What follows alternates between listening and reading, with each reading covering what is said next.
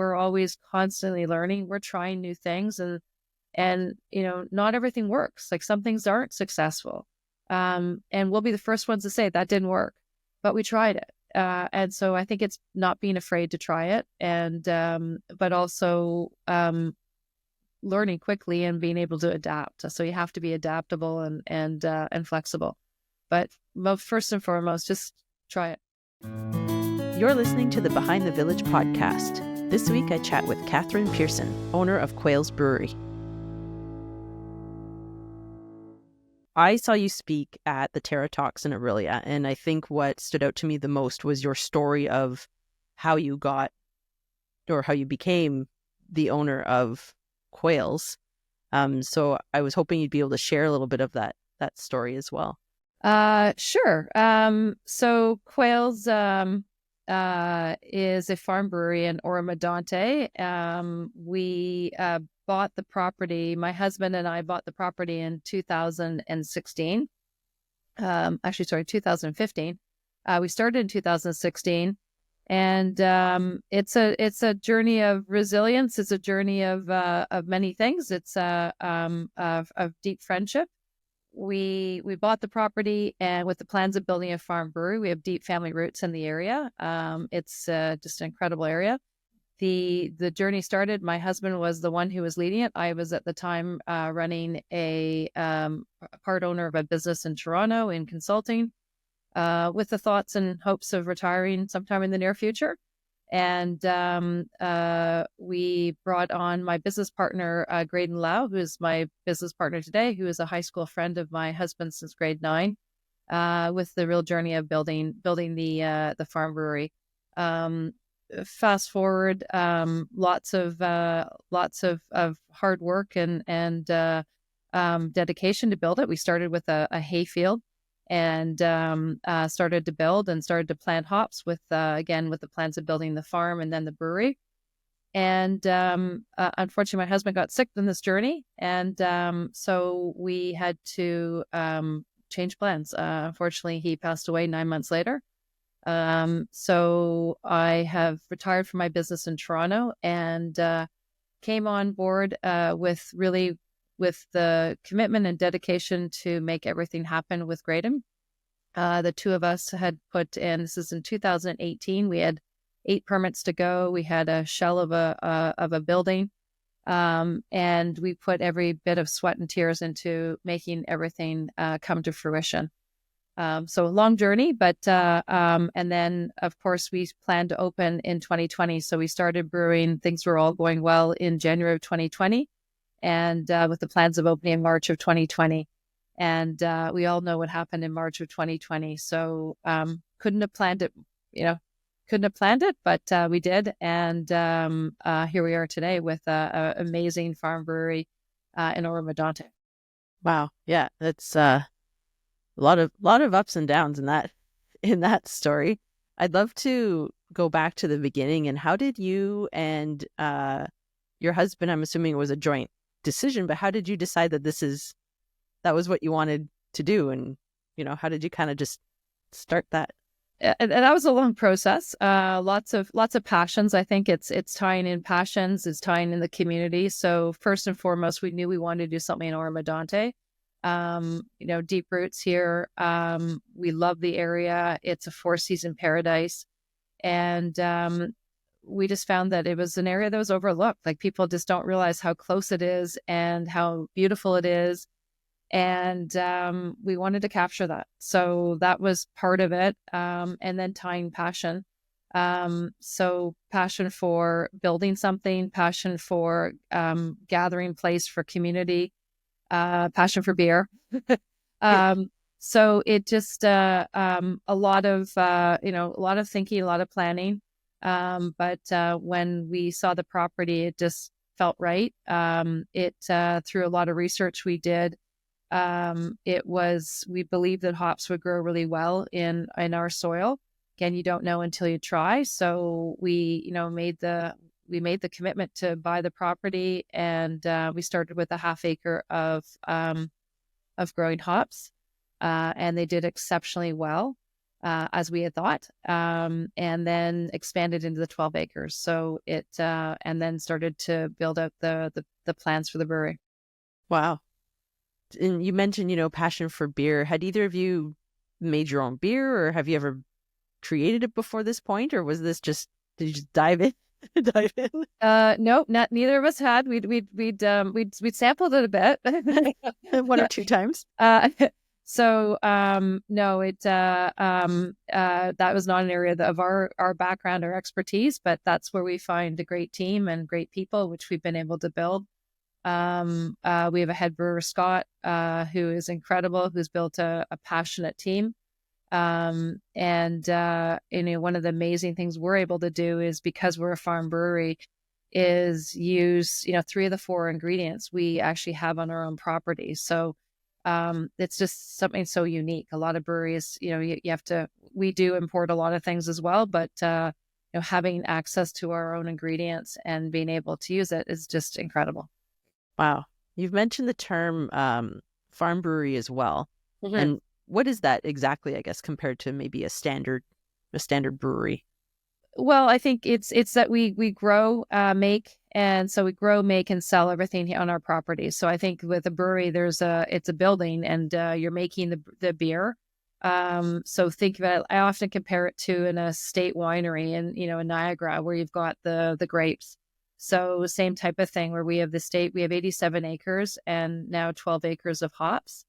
And we grow 6 varieties on the property, which is one of the key ingredients to making beer. So every beer we make uses at least one of our hops in it. So some of them are 100% our hops, but every beer that is consumed that has a Quayle's Brewery label on it has some hops from our own farm. So that's the idea, is everything's here on the property. That's really cool. I love how local that is. And that, it's very self-sustaining, it supports everything, the area, and, it's really cool. One question I had was, in the beginning, you mentioned it was, you and your husband together working on that. And then you said he unfortunately passed away. I was wondering, did you know you were going to continue at that point, and kind of what was going through your head in terms of next steps? Yeah, I think so Graydon was involved, my business partner, right from 2016. Obviously a lot of planning, a lot of uncertainty at the time. Sort of kind of like right now, a lot of uncertainty. Yeah. But lots of uncertainty. And so didn't know exactly how we're going to do it. But in 2018, so fortunately I had 9 months to plan and talk to my husband about it. And we put a lot of things in place so that we could shift gears, and I could shift gears. And I've started 2 businesses before, so focused on consulting and strategic planning. And we also had a great team at the time too, a small team. And everybody was committed right from the beginning to make this happen. And that was, we worked tirelessly from 2018 to 2020 to make it happen and, just get it started. Is there something, you mentioned, your background with strategy and consulting in that way. Is there something, maybe like a fundamental action or something you attribute to, because you said you made it happen? I know there's so much that goes into making things happen, but is there maybe a few things that are key to make something happen? I think it's being open to, I think I attribute a lot of it just to my willingness for change. I mean, you have to, when change happens and disruption happens, I mean, obviously this was catastrophic for me. It was this was, I have a young family, but I've said that, failure wasn't an option. This is just, it's about making it happen. It's doing everything you can.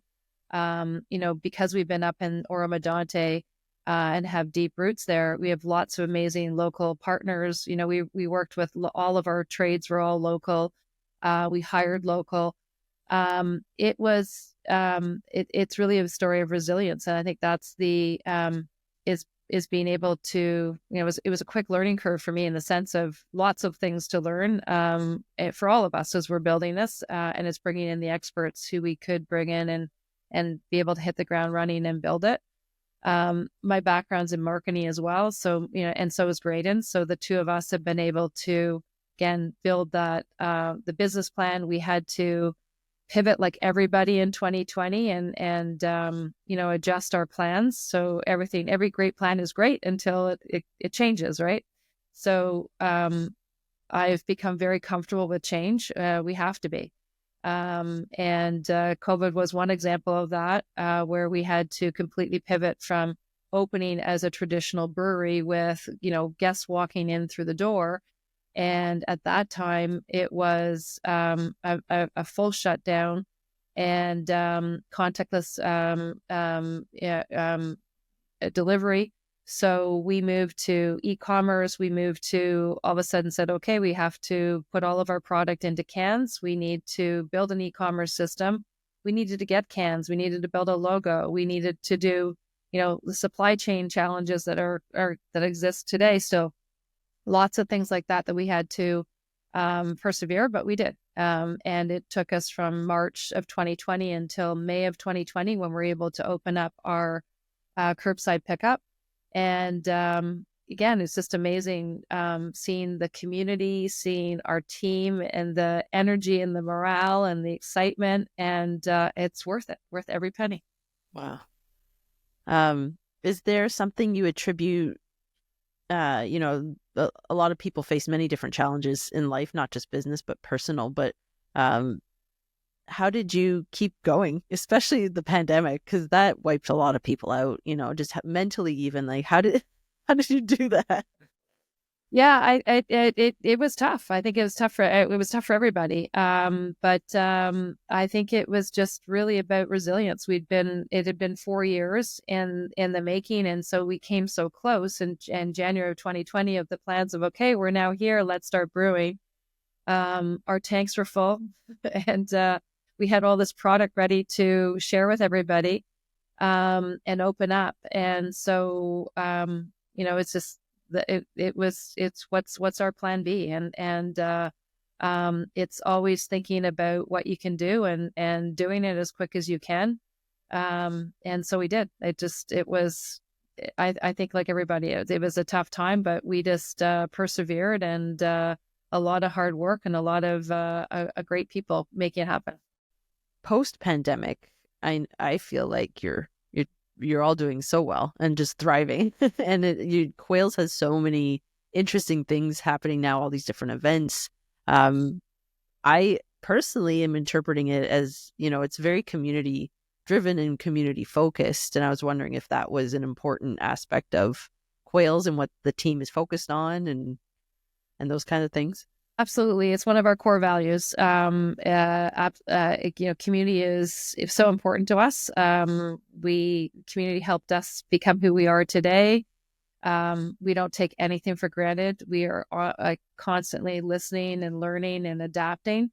I think the vision of the original Quayle's Brewery has evolved. We've taken it further, again, just based on nobody could predict, COVID or anything. And we've evolved into more of a destination experience and a commitment to giving back to the community. So everything we do is about, building a consistent, exceptional experience when you come. That's our goal. It's one of our values is around quality and around sustainability, but community first and foremost. And we do that in so many ways at Quayle's to be able to bring together communities, whether it's gathering on our patio, or in a beer garden, or in the wintertime coming after skiing, or, supporting small businesses in our markets who are there to represent themselves, or we're, running amazing charity events where we're able to raise money and give back to the local community. It's just, there's so many ways that I feel that we have an opportunity as a business to be able to support our local economy and local community. Which is amazing. And I just saw, actually, I was on Facebook and I follow Soldiers Memorial Hospital, the foundation, and I saw your face appeared in a photo just before we started chatting. And I had noticed that Quayle's had donated some money, and I thought that was fantastic. And what kinds of, I guess, events do you participate in order to raise money and funds for the community in that way? So the big event we do, there's two events we do in the year. So for really soldiers, we have we host a ride. It's called the Soldiers Ride. It's every June. And it's a 20, 50, or 100-kilometer ride that starts and finishes at Quayle's Brewery. Again, it's amazing. It brings local people, and people from afar come to the area to ride. They do the hard work. And then they celebrate after. But we're able to raise, it's a great opportunity. The teams are raising money and donating back to the hospital. What we're able to do is offer our space, because we have the space, for them to be able to do this event. We do it in the fall as well with Alzheimer's Society of Simcoe Township. Other events that we host, we just did the recent donation you saw was collected from our tree sponsorship that we did in November. So again, we just wanted to brighten people's lives. We know that the holidays can be tough for a lot of people, and we want to be able to celebrate in a brighten people's lives. And so what we did was we had a tree celebration where people would sponsor a tree. So small businesses, individuals. We had trees, memorial trees for people to celebrate and remember people. And the businesses would sponsor the tree, and they would decorate the tree. And every tree decoration had a story. It was just incredible. And it could be about, their team coming out to do this and build it. The hospital had patients make ornaments. I mean, there's just incredible stories. And we hosted this event for a month for people to be able to go around. So again, brought the community together to come and see these trees and these businesses that had supported this program, and then vote on a tree and be able to participate. So again, just a great way to bring people together, celebrate during the holidays, and the proceeds from this tree sponsorship all went back to the hospital. Amazing. Where would people be able to find out about these different events or different, whether it's entertainment or, fundraising, like you've mentioned? Do they follow you on socials or? All of the above. So our website has the information. We have event calendar and events. We're on social media, both Facebook and Instagram. And we also have a newsletter. So that's something that people can apply to on our website. You can add in your email. And we do a weekly newsletter for just keeping people up to date on what's going on, and, just different, lots of different conversations that go on in the community that we're able to share with people. So that's the best way to keep in touch with us. I can feel that. I can feel how much heart is in not just Quayle's, but, in terms of that connection with so many people and nonprofits. And, I think that's it. To me, that's the right way to do business, is to do it that way. I'm trying to think of any other questions I had for you. Was there anything coming up? Any events? Anything of interest that you want to share? Sure. We have we have our markets coming up. We have our spring, summer, and we do 3 markets a year. This is as we start as the winter starts to subside, we're going to start moving into our growing season. So it's something that we always encourage people to come by and see our hop yards. We're actually, again, we make it very welcoming and invite people to come out. We're dog friendly, we're kid friendly, family friendly. Just to be able to walk the hop yards and touch, see, learn about what's going on. I just think we've lost touch of some of the local ingredients that go into our products, our food, and our into our beverages. So we just built a big garden, a veggie garden as well, that our kitchen's able to use ingredients in our menu. It's just, I feel like it's, going back to, I think COVID brought back a lot of the passions to get back into doing these activities where we can see what we're making and just remember what's important, and you can taste it. You can taste it in the food, and I think all the passion from our team goes right through from beginning to end in the end product. 100%. How do you keep or maintain such a passionate team? How do you pick the right people, or how do you continue to, I guess, encourage that? Yeah, I think, everybody we hire is local.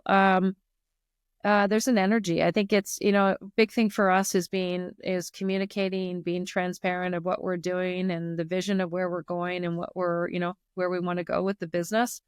And I think there's just an energy. There's an energy of when the community gives us that energy, because we get feedback on how amazing the beer is and how amazing the food is. And when people come, they just they have so much fun. And so we're just working on strategy right now.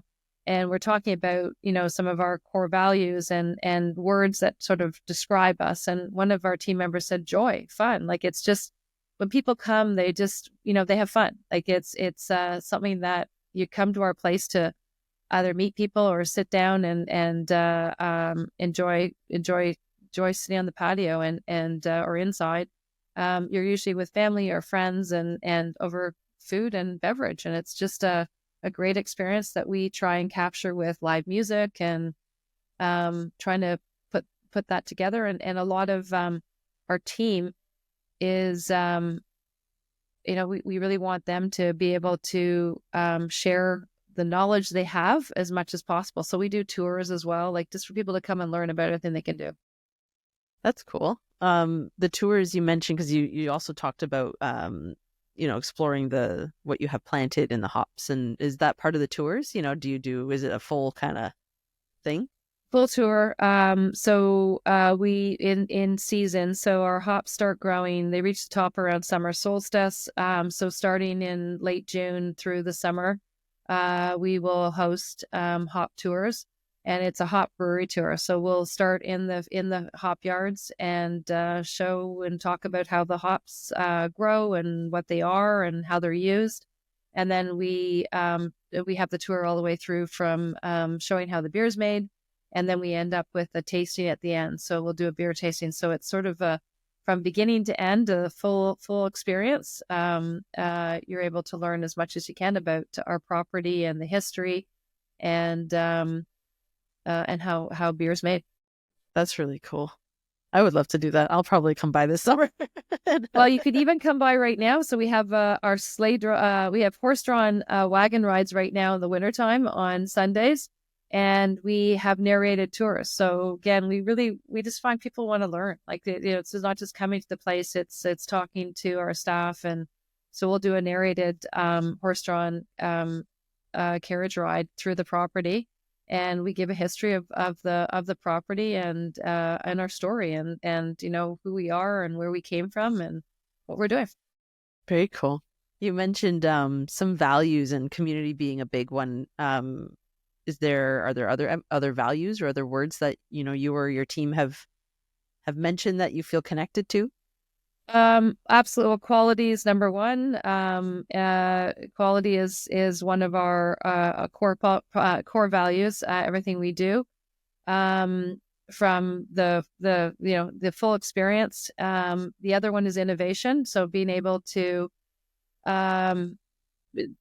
use from making beer, using new equipments and new techniques to trying new recipes. So it's quality, innovation, sustainability, being on a farm, and how can we help improve our carbon footprint and do what we can. And then lastly, our community is really such a focal point of who we are and what we do, and be able to support it. Do you have any advice for people that are maybe have dreams or have a desire to jump into something or an area that they don't necessarily have a background in or knowledge of, but want to? Is there something you could offer in terms of some help or some advice? I think it's it's try it. Don't be afraid to try it. I think there's we'll think of all the things why we can't do things, and it's try it. It's building a good team. You don't have to be an expert in everything. It's building great team, and if you're passionate about it, you have to really be in it for the right reason. And I think that's what's, you're not just doing it for the sake of doing it. It's what's the passion, and surround yourself with a great team, and don't be afraid to, don't be afraid to try it. There's lots of things to say. We're always constantly learning. We're trying new things, and not everything works. Like, some things aren't successful. And we'll be the first ones to say that didn't work, but we tried it. And so I think it's not being afraid to try it, and but also learning quickly and being able to adapt. So you have to be adaptable and flexible. But first and foremost, just try it. Do Don't be it. afraid. Just try it. Yeah, Yeah. just do it. You mentioned, you're the first to kind of admit that something didn't work. Is there something, or, off the top of your head from the past few years where you realize, like, oh, that didn't work, just as an example? Sometimes I find it helpful to hear the struggle sometimes, to know that I'm not alone in messing things up. Yeah, I think we're a farm brewery. We have 87 acres. We have a large property. And when we originally planned to open, like any other brewery restaurant, we were going to have servers. And because of COVID, we didn't open the traditional way. If you remember, there's plexiglass and, you just distance between people and things like that. And so we had more what we call a beer hall style, where you actually order everything at our bar, and then we deliver the food and things like that. It makes sense. It's part of our community. We want people to get up and not just sit at a table, but get up and walk our beer garden and enjoy our space, walk the hop yards. We're licensed everywhere on the property, so you can walk around with a beer. So at one point we thought we should try servers. We should, are we doing this wrong? Should we go, should we try this? And I remember it was a beautiful sun. It was in like the fall. So it was a beautiful sunny day. And of course we were just, lots of people on the patio, and we tried servers, and it didn't work. It was really hard for us, because we'd have to, the challenges of staffing appropriately and the fluctuation in how busy you are or not busy. It would be very, very tough for us because of our space. And we already have a lot of staff. So we didn't want to take away from the customer experience. So, it's something that we tried, because we thought that, again, would support our customer service. But in fact, it was better for us to keep our beer hall style, where people can walk around. We can talk to them, and we walk around as owners, Graydon and I, and walk around and talk to people and answer questions and encourage them to move around. That's just one example. We do so many things that we're trying. I always encourage, people to be patient, that these are all, like, it's a business, and we're really trying to make sure that the experience is phenomenal, and we're trying things, and we've adapted from, we used to have very long lineups. And so how do we alleviate the lineup so that there's less wait time? We're not a fast food restaurant, but we also want people to enjoy the experience. So we're constantly saying, what can we do better? How can we make that experience better? And we don't always get it right. But I always, ask, if people want to make a comment, we welcome the feedback, but we'd prefer it privately. Just give it to us. And just, people sometimes can be quick to make comments, and it's just, everybody's doing the best they can, and we're really trying to build a phenomenal experience. And our staff work really hard, and it's sometimes it's tough on them. So COVID was tough on them for sure, being face to face, and these are local kids and neighbors and friends, and we're trying to make sure we train them, and they're fully equipped to do the best job they can. Yep, that was going to be my question. Was, I know personally, but I've heard it from others as well, is some people think, oh, I couldn't change this, or what would my clients think, or what would my my community think, if we tried this or tried that, so it's I appreciate that insight as well, of being open to feedback, and maybe suggesting a way people could give feedback that maybe works a little better, that's not as open sometimes as some people like to like to do online in particular. But Yeah, and that's exactly it. I think it's sending an email to our info at quailsbrewery.com, and people are great. And even just share with us, like, we want to hear from you. If something wasn't great, we want to hear about it. We want to make it better. We want to make sure it doesn't happen again. We really do. We do not take anything for granted. It's something that we want to continue to improve and grow and adapt to our community and what our customers are looking for. yeah, very cool. Was there anything else you wanted to add? Anything else you wanted to share? I mean, I think one of the unique things about our property, you were asking earlier about even our estate brewery being a farm brewery.